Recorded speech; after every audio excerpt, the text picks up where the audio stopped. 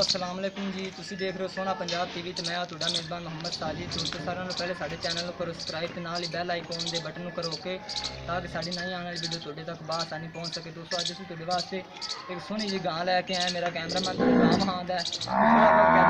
ਗੱਲ ਕਰਨੇ ਆ ਤੇ ਕੀ ਡਿਮਾਂਡ ਇਹਦੀ ਕੀ ਰੇਟ ਸ਼ੇਟ ਤੇ ਪਹਿਲੇ ਤੁਸੀਂ ਗਾਂ ਤਸੱਲੀ ਨਾਲ ਦੇਖ ਲਓ ਕਿਹੜਾ ਜਿਹੜਾ ਤਸੱਲੀ ਨਾਲ ਅਸੀਂ ਬਤਾ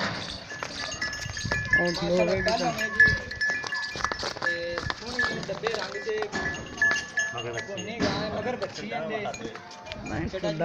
देख लो फिर आप मालिक ना गल करने की रेट इनका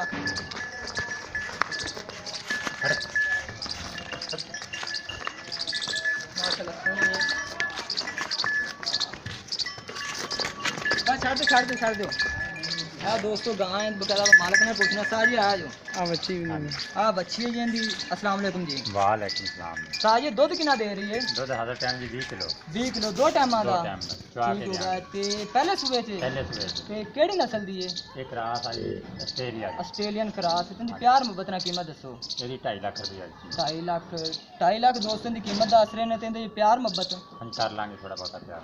लो जी दोस्तों 2.5 ਲੱਖ कीमत कह रहे हैं। अगर जो किसी मेरे दोस्त को पसंद आँदी साढ़े नाल राबता कर सकते हैं तो वो कह रहे हैं भी इनके नाल प्यार मुहब्बत भी कर लाँगे। साडा राबता नंबर है 0204 96 13 234 ते साडा राबता नंबर। उम्मीद करने तुहानू अज वाली वीडियो अच्छी लगी होगी। मिलने अगली वीडियो अल्लाह हाफिज़।